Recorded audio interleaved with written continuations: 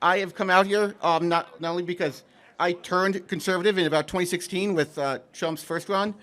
I've always also been a devout atheist, and I've been proud in my beliefs with that. I find the book, the Bible, to be a very fictitious book. I find that it has a lot of contradictions that are not squared away by anybody that finds it, that reads it. So I'm just want to know one thing I want to get for you before we dive into that is how can we get more people of different faiths to come to the conservative movement instead of, because a lot of what I see of you is espousing on Christian virtues and to a lesser extent Jewish, but I think that there could be a lot more that we could do with ideas rather than the beliefs of religion. Let's start with the idea of atheism, if that's okay. Sure. I'm going to go through all of the arguments for God's existence. Okay. I want you to tell me if you've heard them before or if they are compelling. Okay. First is what's called the ontological argument for God, which ontos comes from the Greek. It's the Greek word for being. Sure. So the highest conception of human beings,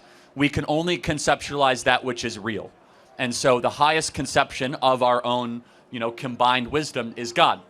I think this is the weakest argument for God, to be perfectly honest. Right, I'll agree with you there, yeah. Yeah, but it is a proof that on an ontological view of God.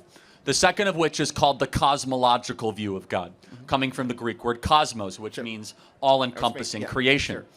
If you look around with creation, there are 15 fine-tuned measurements that if anyone went off by a micron, our entire existence would not exist. The tilt of the Earth, our proximity to the sun, our configuration of oxygen to carbon dioxide.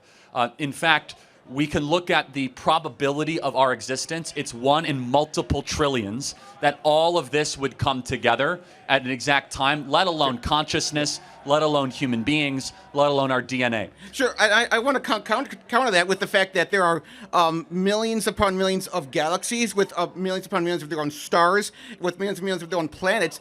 If we didn't, I don't think that if this Earth was not in this exact space as it exists now, I think that is also not compelling because we would have found existence on in another location in the universe if it was not just in this space.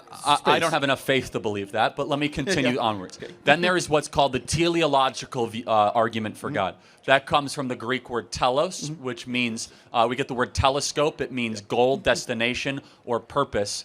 This here goes to an argument that for every cause, for every effect, there must be a cause. So, for example, we can agree that space, time, and matter exists. We agree. Yes. Therefore, definitionally, something that is outside of space, time, and matter